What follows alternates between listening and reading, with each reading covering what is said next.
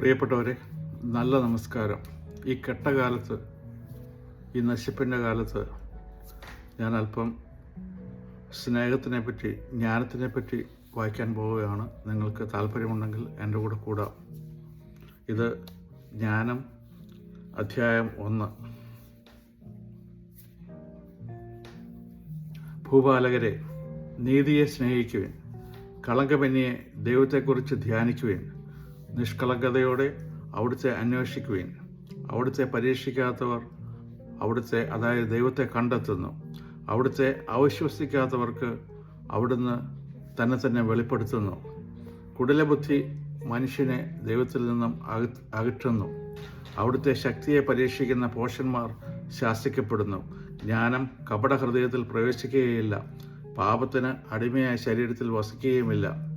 വിശുദ്ധവും സുശുദ്ധവുമായ ആത്മാവ് വഞ്ചനയിൽ നിന്നും ഓടിയകലുന്നു. മൂഢാലോചനകളോട് വേഗം വിട പറയുന്നു. അനീതിയുടെ സമീപത്തിൽ ലജ്ജിക്കുന്നു.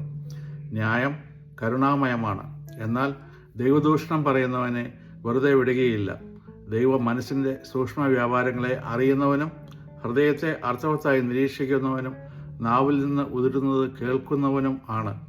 ദൈവത്തിൻ്റെ ആത്മാവിനാൽ ലോകം നിറഞ്ഞിരിക്കുന്നു.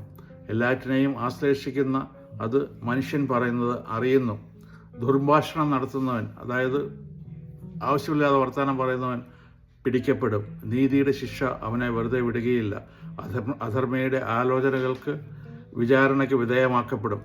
അവൻ്റെ വാക്കുകൾ ദൈവത്തിന് മുൻപിൽ വരും. അത് അവൻ്റെ ദുർവ്യാപാരങ്ങൾക്ക് സാക്ഷ്യമായിരിക്കും. അഹിഷ്ണുവായവൻ സകലതും കേൾക്കുന്നു. മുറുമുറുപ്പ് പോലും ദൈവത്തിൻ്റെ ശ്രദ്ധയിൽപ്പെടാതെ പോവുകയില്ല. നിഷ്പ്രയോജനമായ മുറുമുറുപ്പിൽ പെടരുത്. പരദൂഷണം പറയരുത്. രഹസ്യം പറച്ചിലിന് പ്രത്യാഘാതമുണ്ടാകും. നുണ പറയുന്ന നാവ് ആത്മാവിനെ നശിപ്പിക്കുന്നു.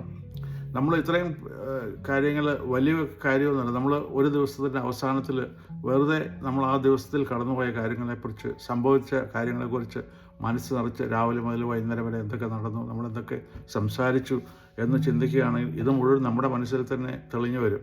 അതിൽ നിന്ന് നമുക്ക് നാളത്തേക്കുള്ള ഒരു ദിവസം തരപ്പെടുത്തിയെടുക്കാം. ഇതിൽ മെച്ചമായ ഒരു ദിവസം നമുക്ക് ഉണ്ടാക്കിയെടുക്കാം. നന്ദി, നമസ്കാരം.